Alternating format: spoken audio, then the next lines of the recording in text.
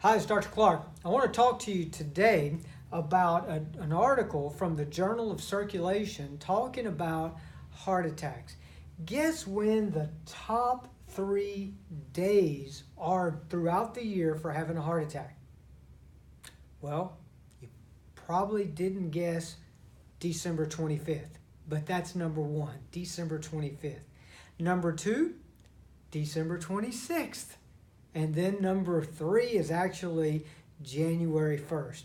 So as you can see, these holidays represent health challenges. Now let me say this, those holidays did not cause those problems in themselves.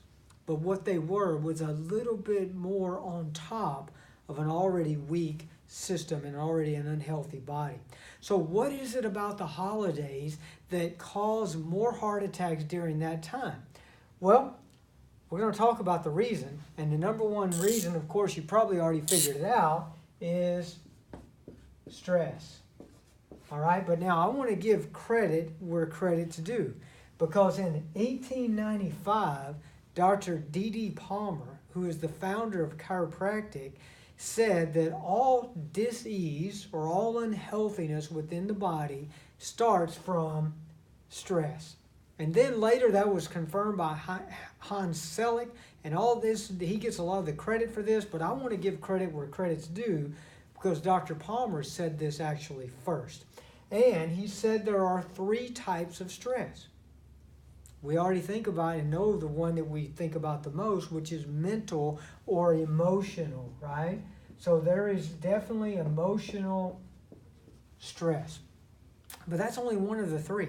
There's also physical stress, and then there's also chemical stress. So let's talk about these 3 things for just a minute, and then I'll give you some really great news right at the end. So let's start with chemical. What are chemicals? Chemicals are toxins.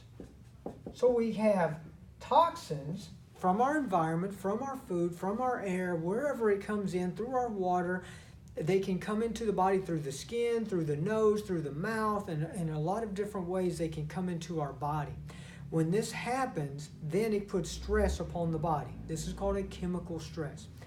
Second thing is physical. These are traumas. Traumas can be macro, being big, like a car accident, a fall, lifting wrong, sports injuries, all these things. Or it can be micro. So it can be things like repetitive use, where you do the same thing over and over and over again. It can be bad posture. It could be actually too much of a sedentary lifestyle, not enough movement. And then lastly, when we think about emotions, we think about our thoughts. All of these thoughts, traumas, and toxins are examples of stresses. But all of these things cause a stress response within your body. And a stress response causes a lot of chemical changes within the body. An elevation of stress hormones like cortisol, like epinephrine, norepinephrine. These type of things also can lead to blood sugar problems, heart problems, digestive problems. All different health problems can stem because of these 3 types of traumas. Now, let me give you some great news before we leave today.